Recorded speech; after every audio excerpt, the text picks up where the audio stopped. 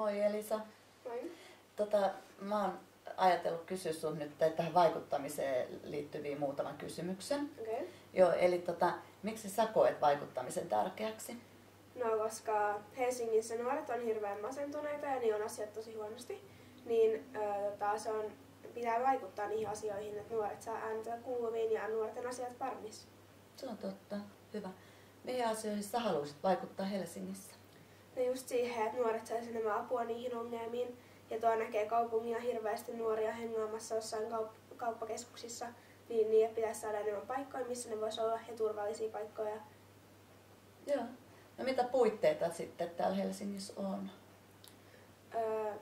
No just, että on tosi vähän nuorisotaloja ja ylipäätään niin kuin, nuori on hirveän turvaton olla tuolla ulkona. Joo. Ja mikä sitten sua saa niin kuin motivoimaan? No kun mä haluan auttaa nuoria ja mä haluan saada nuorten äänen kuuluviin ja mä haluan, että nuoria on Helsingissä olla parempi. Niin justiin. Joo. Ja mitä asioita sä pidät tärkeänä? No just puhuinkin niistä, että niin.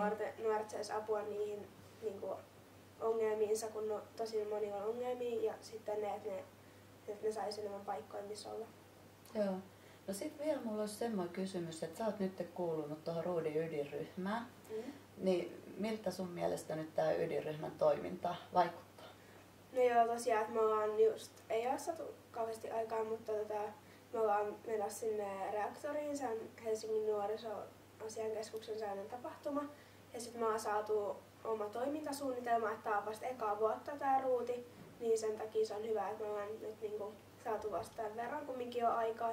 Ja me ollaan ryhmäydytty tosi hyvin ja me ollaan niinku yhtä suurta perhettä melkein kaikki. Oi, ihana kuulla.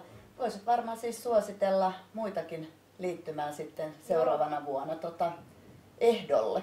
Joo, totta kai, että jos on vähänkään kiinnostunut vaikuttamisesta, niin todellakin hakekaa sinne. Joo, ei muuta. Kiitoksia Elisa. Joo,